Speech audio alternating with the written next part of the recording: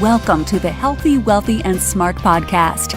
Each week, we interview the best and brightest in physical therapy, wellness, and entrepreneurship.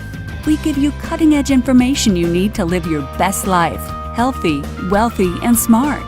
The information in this podcast is for entertainment purposes only and should not be used as personalized medical advice. And now, here's your host, Dr. Karen Litzy. Hey everybody, welcome back to the podcast number 400. I can't even believe it. And this episode is brought to you by the fine folks over at Net Health. So if you're interested in a free opportunity to check in with the latest thoughts of other rehab leaders, I've got one for you. There's a new online rehab therapy community designed for the intersection of the clinical and business sides of rehab. It's called the Rehab Therapy Operational Best Practices Forum. It's all about habits and initiatives that juice up your attendance, revenue, workflows, documentation, compliance, efficiency, and engagement while allowing your provider teams to keep their eye on the prize, their patients and outcomes. I personally believe a better connected rehab therapy profession has the power to help more people. So jump in, subscribe, join the conversations today. You can find the Rehab Therapy Operational Best Practices Forum at www.nethealth.com/healthy. So like I said, today is episode 400, which is kind of crazy. And I couldn't be happier to have as my guest one of my good friends, Dr. Secili DeStefano. So Secili has just way too many accolades to name in one sitting. But she received her master's in 2001 and doctorate in 2007 in physical therapy from Marymount University. She administers premium care to a large, diverse population of outpatient orthopedic patients. She has a special interest in rehabbing the biomechanics, including the ribs, spine, hips, and pelvis. Over the past several years in practice, she has focused on preventing injuries, promoting health and wellness, and creating solutions for complex and persistent pain. She also provides care for men's and women's pelvic health, conditions specific to athletes, breast health, prepartum, pregnancy, postpartum, bone health, osteoporosis, osteopenia, persistent pain, and post-surgical health and restoration. She has, like I said, numerous professional awards, way too many to go into here, but she has served as the director of the APTA section on women's health. She is certified direct access practitioner. She has received the distinction of certified orthopedic specialist and emerging leader from the APTA. She has served as a center coordinator of clinical education and is a certified clinical instructor. She has also been honored as a distinguished commencement speaker. She is currently teaching at George Mason University in the Department of Health Administration and Policy. Her first year as a Mason professor, she was nominated by the students for the Career Connection Faculty Award. So many things to talk about. Secili and I think, spoke for like hours and hours before even recording this podcast. And she's just a great person, and I couldn't think of a better person to have on my 400th episode. So in this episode, we talk about Secili's highlights from the International Pelvic Pain Society meeting in Chicago a couple of weeks ago. And we talk a lot about mentorship. Secili's a huge mentor to students and to physical therapists. So why you should seek mentorship opportunities at conferences, the most important traits a mentor should possess, and what qualities should a mentee look for in their mentor. So lots of stuff here, lots of info. Thanks to Net Health, thanks to Secili, and please enjoy episode number 400. Hey, Secili, welcome to the podcast. I'm so happy to finally have you on. Hi, Karen. Thank you so much for having me on. It's such an honor to be here with you, sipping some tea and hanging out, chatting. I just always love doing that with you. Awesome. And just for a little background, so Secili and I always talk about, we talked a little bit about this before we went on the air. So we have literally been chatting for 3 hours. So look out, everybody, because we have a lot to say in the next 20 minutes. So we'll condense what we spoke about for 3 hours down to 20 minutes, which I think is fair.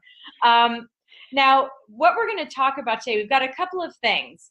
One, I want to chat about the International Pelvic Pain Society, or IPPS conference, which was just a couple of weeks ago in Chicago. And then a little bit later, we're going to talk on mentorship, because Secili has been a wonderful mentor within the APTA and outside of the APTA for many years. But let's first talk about the International Pelvic Pain Society. What is it? The International Pelvic Pain Society was established, back in 1996, and they basically educate healthcare professionals about chronic pain and also bring hope to those who are suffering with chronic pain and raising awareness. So it's a great forum, a great society to bring healthcare professionals together to talk about issues affecting our clients. And is this only for physical therapists, or is this multidisciplinary? It's multidisciplinary. In fact, I'm glad you brought that up. That's one of the things I liked most about IPPS. This is I attend IPS and I love it for that reason, that it's multidisciplinary. We have urologists and gynecologists, gastrointestinal specialists, all kinds of different nurse practitioners from all over the world. It's also international, as the name says, and there's people from all over the world, different countries, very global presence there. And so it's helpful to have everyone in the room to talk about it, because as we know, other countries maybe have different issues than we have, and looking at medicine holistically, we can come together on a variety of different topics related to pain, as well as different disciplines and how we can best work together to really solve the problems and think about scalable solutions for chronic pain. And I think it's so great that it is multidisciplinary and international. I'm a huge fan of both of those types of conferences because, like you said, people deal with healthcare differently in different countries. And there's always something to be learned there and something to be shared that maybe, hey, we're not doing this here in the US, but what a great idea. How can we start implementing that? Absolutely. What were 3 highlights, or maybe not 3, give me a couple of highlights for you, aside from hanging out with colleagues and making those professional connections, because we all know conferences are great for that. But did you learn anything new? Absolutely. That was what you're speaking to is my heart. I teach my health administration and policy students that networking is so important, and these conferences are great for that. But what I really enjoyed this year was the clinical foundations. So Thursday of the conference, the first day for me of the conference, clinical foundations was basically where they brought in different healthcare practitioners to do these small little vignette talks. So we talked about pain pathophysiology, we talked about gynecology, we talked about urology, gastrointestinal disorders, and then we talked about the psychosocial aspect. And then what I really loved was the neuromuscular piece by Karen Brandon and Meryl. They gave a wonderful talk about that in a physical exam. And what I neglected to say earlier when I was listing off professionals, obviously physical therapists are in the room, and that's very important because we were able to give a physio perspective to the other disciplines, but also gain some perspective from the other specialties as well. And the neat thing was we had these vignettes, pharmacology and cognitive behavioral therapy as well. And then we had these breakout sessions at the end where we brought in case studies and we broke out into roundtable groups of interdisciplinary teams, and we discussed the cases and we problem solved the cases together as a team. And that was really wonderful because it all built up on all the little vignette talks we'd had throughout the day from the experts. And then we were able to put it into practice and implement it together as a team in these breakout case studies that the team put together for us. And we had a moderator at each table. And it was just really, they gave us, some great questions to talk about. And then we were able to talk about it amongst ourselves and bring in our own perspectives to solve the problems for the patient. And it was just a fantastic way because it culminated and built on itself. And then at the end of the day, we kind of brought it all back together in a very functional way that we could take back into the clinic Monday morning. So that was my primary favorite thing. I think one of the things that I had FOMO about, I'm going to tell you, is they had a clinical anatomy cadaver lab, and I heard, cool. I wasn't able to attend, but I heard great things about it from the clinicians who went, and they said it was just fantastic. So I'm hopeful that they'll do that again, and I'll get to go. One of the things I enjoy was the psychosocial assessment that Alexandra Millpaw does. She brings in that perspective, and I like to talk about that, and I like to hear what she's doing and how to implement that in the clinic. It's always good to hear. So Britt Stooge, she's a PT PhD who talks about pelvic girdle pain. She spoke on, I think it was Saturday, and she gave a nice talk about her research and the research in pelvic girdle pain. And I like to hear her real time and then ask the questions. Karen Brandon and I were talking about her talk earlier, and we were talking about, it's nice to have these researchers in the room and you can ask them questions about their research. And so one of the other pieces that I enjoyed was just having these researchers in the room and being able to listen to their talks and then ask them questions about their research, or in my case, just sit there and listen to the questions that are asked and process some of that research and the questions that they ask about the research. And that's nice. It's also very affirming. So we talked, for example, about how gastrointestinal disorders are linked to chronic pain. And it's nice sometimes to affirm things we already know and then really see, what can we do about these things that we're seeing in the clinic? What can we, glean from this? And one of the, I've gone way over 3 things, but the other thing that I enjoyed was talking to Catherine Witzman, who's a MD, and she talked about the gynecological and urology perspective, but really she talked about her center of excellence with her multidisciplinary team and working together in that multidisciplinary team. So that was another big theme. We brought it up at the beginning, and I'm just going to hone back in on it now, that those, how to work together as a team to solve these problems. And so that's one of the things I really love about this conference.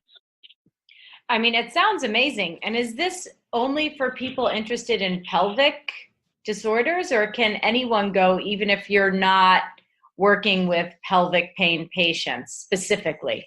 I honestly think it honestly is for a lot of different disciplines. They have, as I mentioned, the gastrointestinal piece was really heavy and strong in this conference. We talked about IBS and a lot of other things besides just pelvic pain and just pain science in general.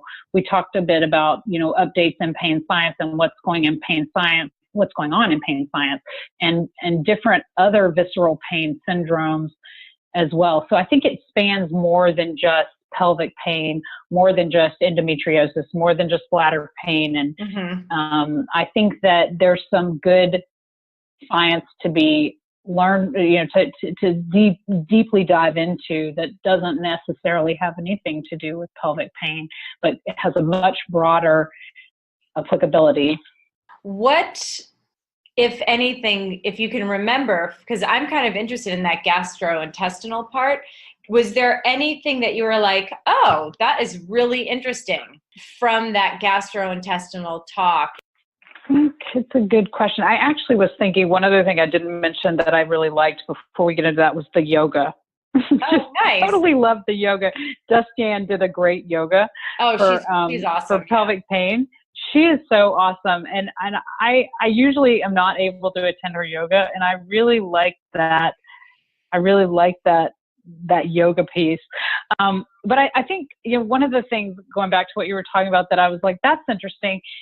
And I think we know this in the clinic, but it's nice to hear them talking about, and I've alluded to it already, was the chronic pelvic pain being one of the most common comorbidities of IBS. We see it in the clinic, we know it, but it's nice to go to a place where people are talking about it And so I think a lot of people that treat maybe, for example, the IBS, for example, other gastrointestinal orders, they don't realize the link to chronic pain necessarily in their own practices, because maybe they're not asking their patients about chronic pelvic pain, and maybe the patients aren't disclosing that. I mean, when I talk to my patients, a lot of times they say to me, no, I didn't talk to the doctor about my pelvic pain, and they feel very siloed in their healthcare. And I think this is why that multidisciplinary team approach is so important, and the fact that we're communicating in our healthcare circles about the overlap in a lot of these syndromes. So I think that, for me, that was a piece that I really enjoyed hearing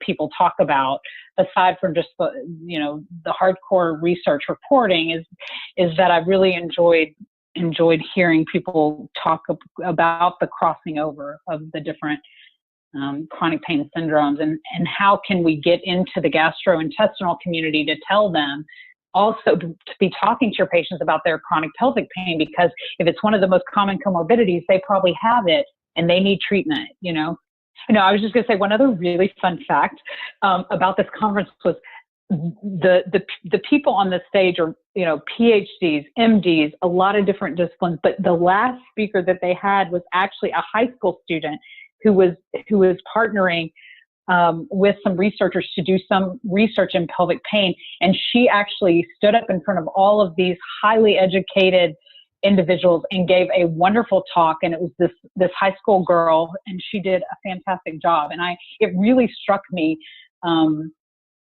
It really struck me as a mom of a 13-year-old girl that this high school student is having the opportunity to engage in this kind of research and these kind of conversations. So I would say, not only do we need to be talking as a multidisciplinary team, but we need to be talking to maybe, teenagers, people before it starts. Absolutely. Yeah, for sure. She's getting involved with her health care and her pelvic health and her gastrointestinal health way early in the game, and it just spoke to me about how maybe there's some opportunities there for education in the future. But anyway, I just wanted to mention that because it was so striking to me. And did she have a history of gastrointestinal problems or pelvic pain, or this was just something she was interested in?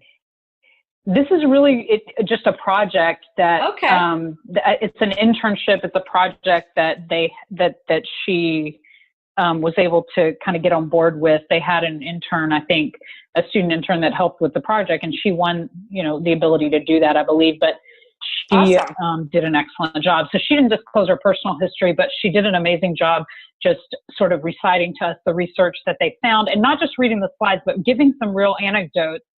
And it was very impressive at her age and stage in life that she was doing that, but also the topic matter as well might have been difficult for her. But it wasn't. She did a great job. So that's amazing. That struck me.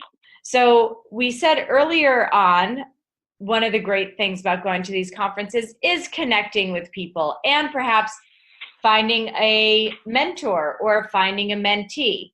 And like I said, you have been a mentor to many people over the years, but what I'd like to know is, do you have a mentor? Did you have a mentor? And on that note, we're going to take a quick break to hear from our sponsors, and when we come back, we'll talk all about mentorship with Secili. Are you interested in a free opportunity to check in with the latest thoughts of other rehab leaders? Well, I've got one for you. There's a new online rehab therapy community designed for the intersection of the clinical and business sides of rehab. It's the Rehab Therapy Operational Best Practices Forum. Catchy name, right? It's all about habits and initiatives that juice up your attendance, revenue, workflows, documentation, compliance, efficiency, and engagement, while allowing your provider teams to keep their eye on the prize, their patients and outcomes. I personally believe that a better connected rehab therapy profession has the power to help more people. Jump in, subscribe, and join the conversation today. You can find the Rehab Therapy Operational Best Practices Forum at www.nethealth.com/healthy. Absolutely, Karen. Absolutely. I have had several wonderful mentors throughout my career, professionally and personally. We as a Mama Kate Mafia, I had an experience this week where I gained a mentor. I'm a mother of an 8-year-old boy, and I gained a mentor of mothers of 8-year-old boys. So I go to these conferences, and I'm very fortunate again, to just interact with people who've mentored me. I mean, Karen Brandon at this conference, she gave a wonderful talk, and she has mentored me in the pelvic health world and also the leadership world as a part of my Mom and Cake Mafia group. And so there are vital people like that along the way who have poured into me. And, you know, I have another group who in leadership has poured into me over the years and been just really integral in meeting with me and talking to me about leadership and about my path and, you know, past, present, future, where do we want to go? I think, you know, there's one in particular that one student in particular that I think she would say that I was a mentor to her, but the reason I bring her up, she was a high school student that worked at our clinic as an aide early on in her career. And then she finished high school. She went to college. Then she went to get her PT degree and now is working, spoke at APTA Next conference this summer, and then is also really interested in getting involved more with the treating pelvic health. And I think that her experience reminds me that mentorship is bilateral. So she would probably say I was a mentor to her throughout her career, but I would say that she has also mentored me because our mentorship has become bilateral. So she is teaching me things and educating me on different varying aspects of a lot of different kinds of things. You know, we talked about concussion management this summer quite a bit and some other things along the way. And it's just been a real blessing to get to have that kind of bilateral mentorship. And it's very organic. If we're talking about informal mentorship, I mean, you know, Karen, you know, there's informal and there's formal mentoring, and what combination of that is most effective at different periods of people's careers and experiences is sort of, again, very individual. But in this case, I'm talking about the informal mentoring that occurs that is somewhat organic, where you share some values, or you would like to look at gaining some experience in an area that you see someone else who is very successful there, and you try, you know, to talk to them about engagement and commitment, and, you know, would they mentor you, and is this a good bilateral time? Do we have good trusting relationships? You know, I have kind of a top 10 things that I think about mentoring sometimes, and I've spoken about most of them, but I think the bottom line is we all think mentoring is important. I've never met anyone that I talked about mentoring to who didn't think it was important. Mm-hmm. I look at it, I talked about it this summer at Next with some of my colleagues who agree with this concept that mentoring, though, is just one piece of a bigger puzzle of mastery. So we're all striving to be better. We all want to kind of move in the direction of being better. We want to accept ourselves where we are now, but we want to be better tomorrow than we are today, better today than we were yesterday. And so in that process, we're looking for people to help us along that path. And so I think we all kind of agree it's important. Who are you mentoring? I'm dying to know, who are you mentoring right now, and who has mentored you? I want to know that. Oh my goodness. Flipping the switch here. We're flipping the tables. You know, I've never had a formal mentorship program. Like, I've never entered into a formal mentorship program, you know, that involved, you know, weekly meetings or things like that. But I feel like I have been lucky enough to meet a lot of great people, both in physical therapy and outside of physical therapy, who have really helped to open my eyes to different opportunities that maybe I don't see in front of me, but that they're there, but I'm not seeing them. And people who are there to give me like that push when I don't want to do things. And oh, amen. Yeah. And true. I think for me, that's been great. I look at some of my clients as great mentors to me from a business standpoint. I've spoken about this before because they're all CEOs and, you know, multi-million-dollar companies and things like that. And I feel like if I have the chance and they are all mentors for others, but if I have questions or need guidance, I'll oftentimes ask them and they will guide me in the right direction. You know, they'll either say, yes, do this, or it's just a no. I remember when I was first creating the podcast, I had someone like work up a artwork for it, and I sent it to my patient, and his wife emailed me back and said, "Oh, we're not really sure that we like either of them," and and so I emailed back and said, "Well, what if I change this and this?" And they wrote back, "It's just a no." End of email. But sometimes you need those people to be like, "Nope, this is not what you want to do. This is not what you should be doing." And I think if you have a good mentor, they're not your yes person. They're the person to actually say no and offer some alternatives. So when my patient was like, "No, just put your face on it." And I was like, "Oh, okay." Okay. And of course he was correct.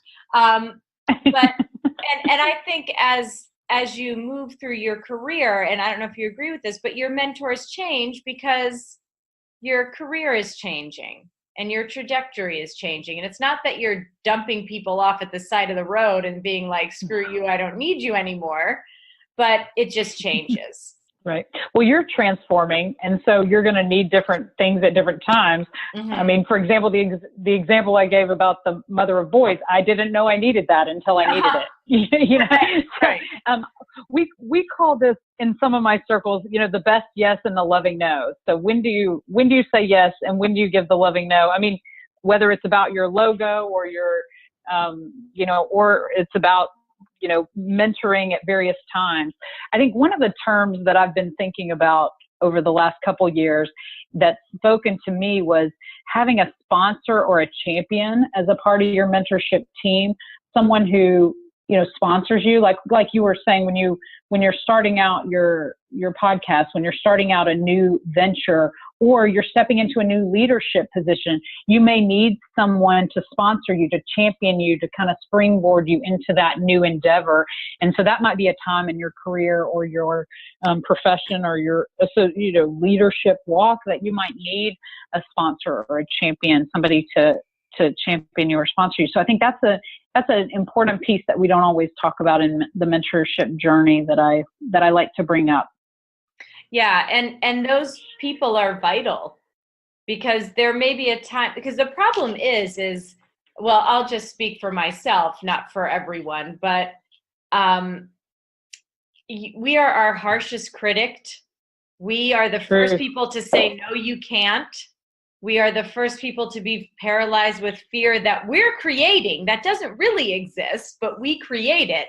And so I agree, when you have that sponsor or champion, that person that can unlock that for you and say, "No, you can do it," being a bit of a cheerleader, you need that sometimes. And you need that person who can say, "I believe in you, and let's talk about some solutions. Let's talk about some ways you can move forward." And again, I'm certainly speaking for myself, because I think those thoughts every day. So I don't know about anybody else. Well, and that self-talk is so important too. And sometimes you just need that person to give you permission to change your self-talk too. Mm-hmm. I definitely agree with you 100%. Yeah, I definitely agree with you. Yeah, self-talk can be the worst. You just, or the best. Or the best. Yeah, like I know people who wake up in the morning, look in the mirror, and they're like, "Hey, gorgeous," like talking to themselves. And I just can't do that. I'm going to try and do that, but well, I do that with the kids in the morning on the way to school. I will, we say, "Okay, we're going to have some affirmations to ourselves today about, I am strong, I am beautiful, I am kind," those mm-hmm. kinds of things. But also something you taught me that I have never forgotten, and it's been several years now, but we were discussing accepting compliments. Yes. And this is sort of off script. This is not necessarily about mentoring, but a little bit, and we were talking about how you say thank you, and then you say it's true, because oftentimes we say thank you, "Oh no, I didn't really contribute that much," or "Oh no," and then we clarify it with a negative clarifying sentence. And what we really should do is, "Thank you, it's true. I did work really hard on that project, and I am proud of that." We need to have a little bit more positive optimism bias, if you will. Yeah. So, And with you taught me that, and I love that. I know, I remember that. And, with that, if someone gives you a compliment and you say, oh, but it's blah, blah, blah, blah, blah, like you said, you clarify it with a negative, you're putting yourself down, but then you're also not acknowledging the person who just gave you the compliment. So is that person giving you a compliment again? Probably not, because they gave you a compliment and you shot it down. It's like saying a big F you. Thanks, but no thanks for the compliment. Nice to meet you. Instead of just saying, thank you so much. No, actually, I don't need your compliment. Thanks a lot. You know what I mean? You're not very perceptive at all. You're completely wrong. Yeah, exactly. And so, would you give someone a compliment again after they follow up with a negative sentence or a negative connotation? No. So you're not even allowing the person giving you the compliment to feel the joy of giving you that compliment. Because don't we all want a compliment? True. Yeah. I mean, it's nice to give someone a compliment. And if you completely shoot it down, well, all right, that person is going to be like, well, whatever. But yeah, I'll save my compliments from someone who appreciates them. Yeah, exactly. But I do think that is part of mentorship, because you want to teach your mentees to have that acceptance. So, and that acceptance goes a long way. If you are always shooting down compliments, no one's going to give you a compliment anymore. And then you're not going to believe that you deserve one, because then no one gives them to you anymore. Sure, that's true. Wow, that is profound. Yeah, well. You're right. You're absolutely right. So it's and I do think that is a big part of being a positive mentor to someone. I agree with you, because what we're really trying to do is inspire people to become the best version of, and I shouldn't say my goal is always to inspire people to become the best versions of themselves while we're accomplishing whatever the goal is that we're setting out to do together, or that they have identified, or we've identified are the goals. I want them to be the best version of themselves. I would like to contribute to that, to help them be that person that they want to be. And I think that's a part of it, right? So emulating that behavior by accepting compliments is just another part of that. Exactly. And now, what would you say are some of the most important traits for a mentor to have? Mentor, that's good. So for a mentor, I think that commitment is important. Communication is important. Trust. You need to be in a trusting relationship. It's an investment. So you need to, want to invest in that other person and be engaged with that other person and be open to that other person, so that you're able to have effective conversation. And with that trust, you have a trust of that person and they have a trust of you. We actually had an interesting conversation at the dinner table tonight. I was talking to a Montessori teacher, a 13-year-old, basically, and we were discussing this aspect of mentoring and what you need. And passion was one of the things that we identified together, and as being something that you need as a mentor. Because if you're not passionate about the topic or about the person or about the goals going into it, you're not going to be able to really give them what they need. If you're kind of just more or less, then you may be leaving something on the table for them that they need, and they might be able to find someone who's more passionate and might be more effective with them. And kind of like I was alluding to before, in some cases, not all the cases, it really depends. This is, it's very fluid, because it really depends on what the mentor and the protege need, what their relationship entails and what's needed. But sometimes it's like Wes Brown has this story of the Chinese bamboo tree, where you water it for years, and the first 4 years you don't see anything. And then all of a sudden, the 5th year, it shoots up into a full-grown tree that 5th year. And so sometimes, if we're not patient and persevering, we'll miss out on the real beauty of what's to come with our bamboo tree, with the mentor, the mentee, or the protege that we're working with. But it really just depends on the relationship. But those are some things that I think are primary: that perseverance, the passion, patience, communication. All amazing qualities to have in a person, but certainly I can see that as a mentor.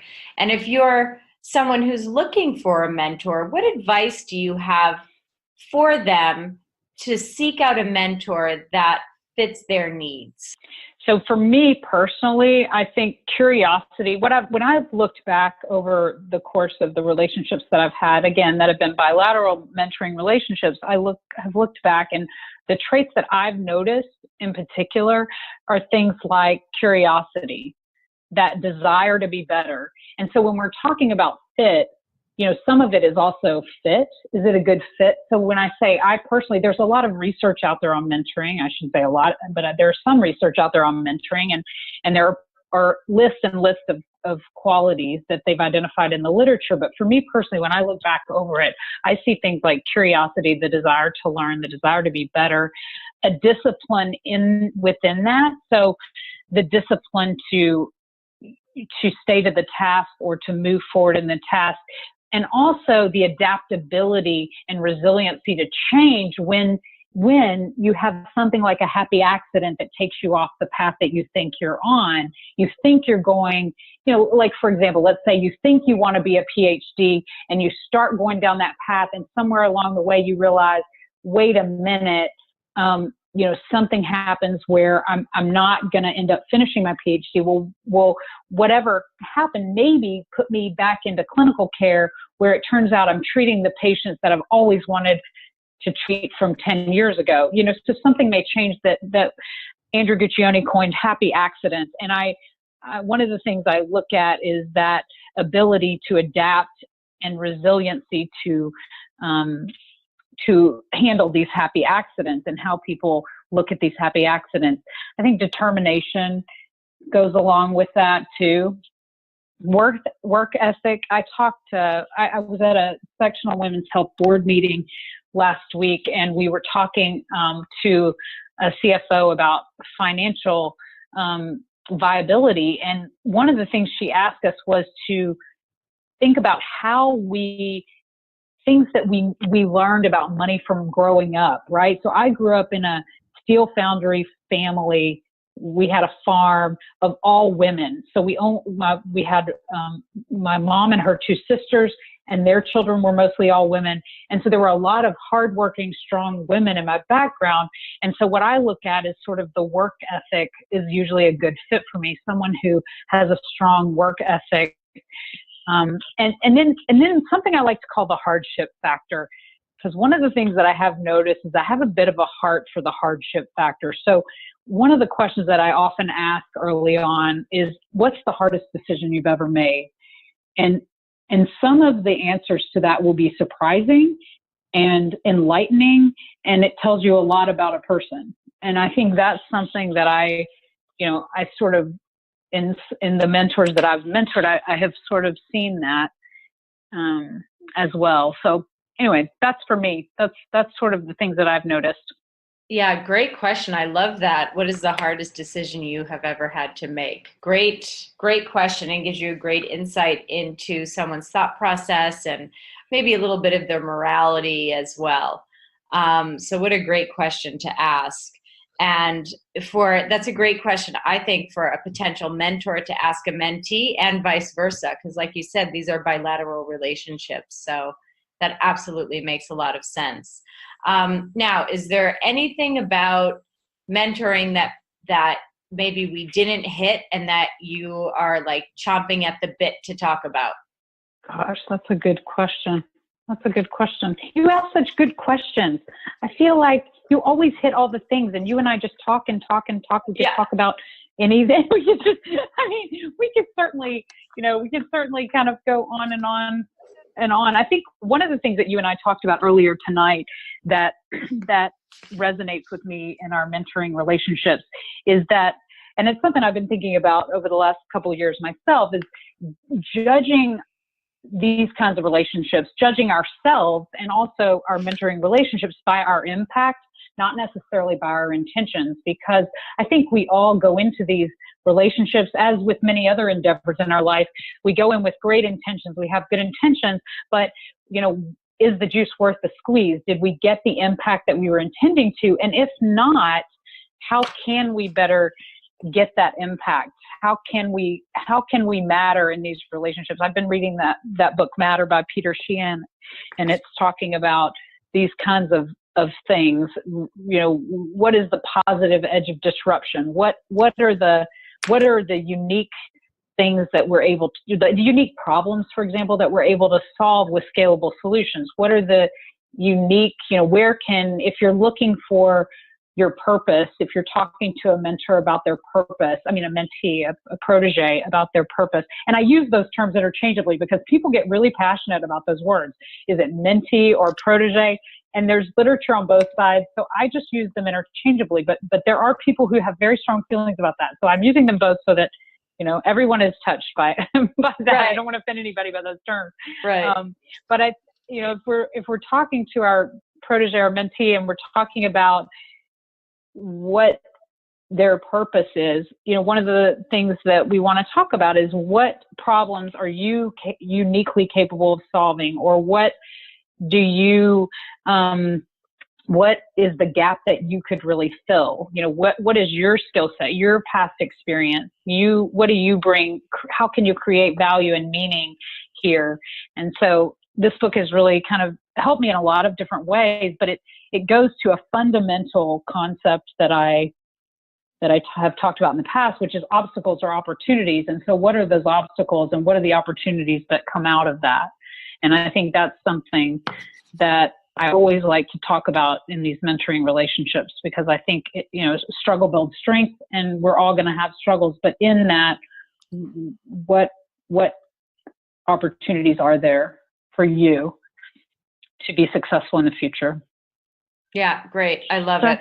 I love it. Yeah, excellent way to kind of wrap that up there. Now, before we end, I have to ask you one more question, and that is the question I ask everyone. Knowing where you are now in your life and in your career, what advice would you give to yourself as a new grad fresh out of physical therapy school? Be open to the happy accidents. Love it. And because they will positively change your life. Thank you so much. And now, where can people find you? Well, I'm at Secili D on Twitter, of course. And I am happy to engage with anyone about any of these topics. I love talking to you, and I want to thank you very much for having me on the podcast. You're just doing such great things for not only our profession and healthcare, but it spans so much greater than that. And so keep doing all the positive things you're doing, and I will look forward to interacting with more of you. Awesome. Well, thank you so much for coming on. I feel like it's been about time. Vince, I feel like you should have been on years ago. But again, maybe it wasn't the right time then.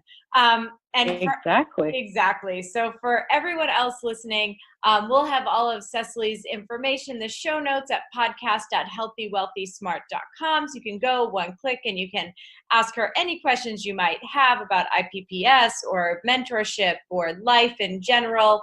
Or if you are a mama to some 8-year-old boys, get in touch with her because you need to stick together.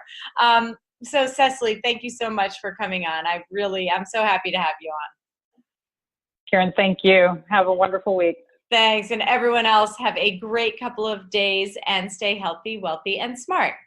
Well, now I hope you all love Secili as much as I do. And of course, a huge thanks to the sponsor of today's episode, Net Health. So again, they have a brand new online free forum called the Rehab Therapy Operational Best Practices Forum. You can see stats on the community members already involved, plus polls just launched, write-ups, white papers from leading-edge performers, surveys, benchmarking calculators, videos, podcasts, and so much more. So go and sign up. It's free at www.nethealth.com/healthy. Thank you for listening, and please subscribe to the podcast at podcast.healthywealthysmart.com. And don't forget to follow us on social media.